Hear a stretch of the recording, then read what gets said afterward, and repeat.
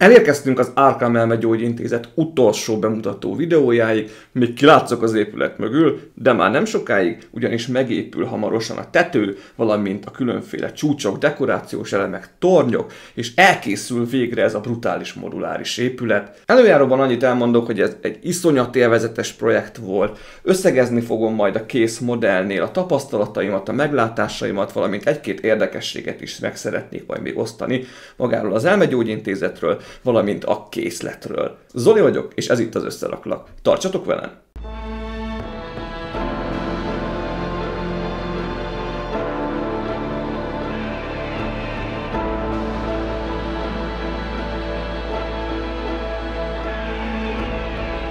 És itt a tető, az utolsó fázis, ez az első része, a front része, ami a bejárat felé esik, iszonyat sok dekorációs elemmel tarkítva. Tök jó adalék, hogy még a tetőre is kaptunk egy magánzárkát, bizony, ez a kis épület, majd a másik oldalra láthatjátok a bejáratot. Itt van egy kis díszes ablakocska, kicsit megcsillan rajta a fény. Icipicit negatívum, hogy ez az elem nem ül stabilan a helyén, hanem balra-jobbra kimozog. Itt a készlet elején ez a fekete, sötét, szürke árnyalatokkal vegyített panel rész, úgymond, front rész, homlokzat, ez tök jól mutat. Ugye vannak ugyanolyan törszerű elemek, vannak ezek a díszesebb elemek, amik a sarkoknál szokhattunk meg. Ez az első ablakos rész is tök jó, maga ez a kis toronyszerű épület is jól szuperál. Itt két oldalt vannak ilyen panelek, szembe is és oldalt is, ami rácsozott. Hát, őszintén szóval ennek nem nagyon tudom a funkcióját, én először fekete színű napelem panelekre gondoltam, a sarkokon lévő 4 vízköpőért pedig plusz extra pontokat adok, ugyanis ezek nagyon-nagyon tetszenek. A kidolgozottságok is egyébként is nagyon ötletesek. És akkor itt a másik oldal, az említett középső cella, onnan is látszik, hogy ez egy magánzárka, hogy az ajtón van egy számkód, valamint egy kamera is megfigyeli ezt az egész részt. Ide jön fel a lépcső a második emeletről, és ezt az ajtót, ezt itt szépen fel lehet nyitni. Itt hozzák fel azt a rabot, akit ide szánnak, vagy szépen itt hagyják fent. Ez az elem szerintem ez vagy kémény lenne, bár furán néz ki, mert alatta ugye nincs folytatása a kürtőnek, vagy valamilyen extra klímakivezető nyílás. És ami még egy tök jó bónusz, hogy kapunk ide egy reflektort, amit benyomva világítással lehet bírni, vagy ugye villoghat is, és tök jól működik. Ugye van egy ilyen statikusabb, lassabb villogása is, hát nem statikus, mert akkor állna, szóval egy lassabb villogása is. Ezt én egy egyértelmű Batman referenciának, utalásnak tartom. Végre a második emeleten nem volt ilyen, de ide azért került egy valami a reflektor képében. És akkor nincs más hátra, nézzük már meg egybe az egész épületet. Tadán, íme az egész Arkham Elmegyógyintézet. Földszint, első emelet, második emelet és tetőtéri rész.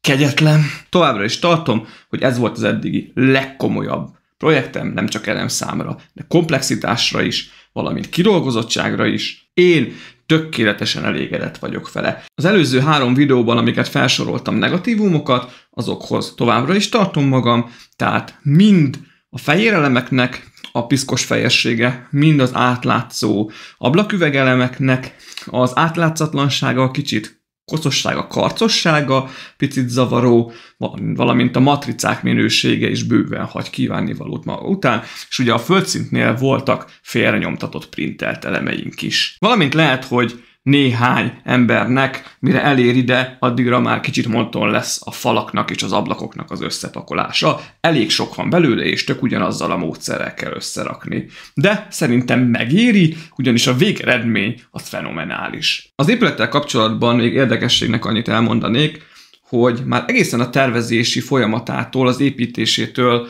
úgy gondolták, hogy el van átkozva, ugyanis már az építése során megőrült, és több munkást fejszével meggyilkolt, és az alapítónak, Amadeus Arkhamnak az életese volt éppen egy leányálom, ugyanis az édesanyja mentális beteg volt, maga Amadeus ölte meg az édesanyját, majd bebeszélte magának, hogy öngyilkos lett, később pedig egy Mad Dog nevű gyilkos megölte Arkhamnak a feleségét és a gyerekét, ezért Arkham pedig Mad Dogot elektrosok terápiának vetette alá, abba belehalt, és végül maga Amadeus Arkham is itt töltötte utolsó napjait, immáron fogságban, és itt is halt meg a saját elmegyógyintézetében. De ez csak egy ilyen bónusz adalék, hogy legyen már kis érdekesség is az épülettel kapcsolatban. Még a készletről annyit elmondanék, hogy több fajta verzióba botlottam már. A Barweird oldalán is fent van Panos márka alatt, mint Lunatic Hospital. Van ugye a Studiomok verzió, az ez, amit én kaptam, de láttam már General Jim Madhouse néven futót is, meg még, ha jól tudom, van egy negyedik is, tehát van vagy 4 verziója, ezek szinte semmiben nem térnek el egymástól, egy-két apróságtól eltekintve.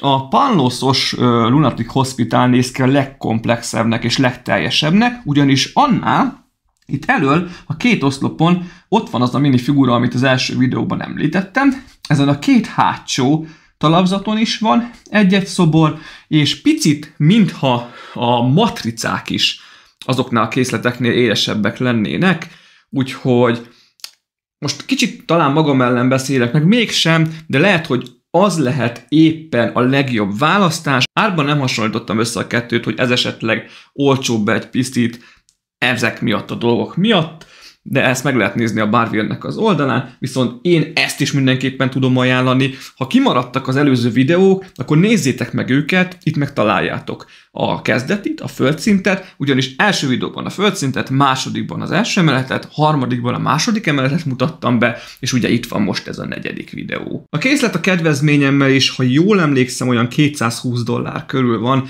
Nem tudok fejben most hirtelen átváltani, 70-80 ezer forint közé esik, de hát 7500 darabos készletről beszélünk, egy irdatlanul nagy és irdatlanul nehéz készletről, tehát azért ezt felemelni és odébb tenni se kis meló, úgyhogy szerintem ennyit tökéletesen megér. És ha jól tudom, akkor az európai raktárból onnan eredeti dobozában jön, vagy úgy is kérhető. Az még egy kis adalék hozzá.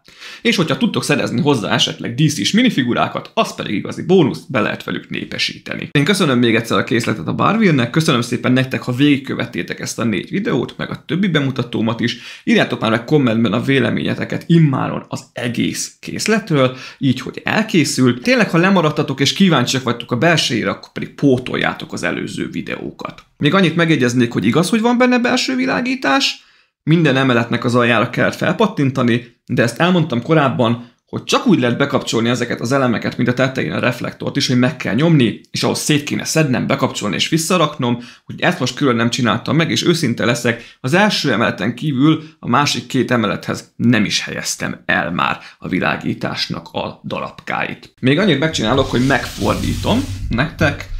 Hát látjátok, hogyha fordítom is, akkor szinte oda kerül a kamerához akkora, hátulról pedig így mutat a készlet, azért így is szeretném megmutatni nektek. Na de most már nem dumálok tovább, még egyszer köszi a figyelmet, hamarosan jövök a következő projekttel, ami már egy kicsit kisebb lesz, de az is 1000 elemszám körüli, és beindultak az élő streamek is, úgyhogy oda is csatlakozhattok nyugodt lélekkel, most még kicsit tesztelgetem is, de szerintem működni fog ez a dolog.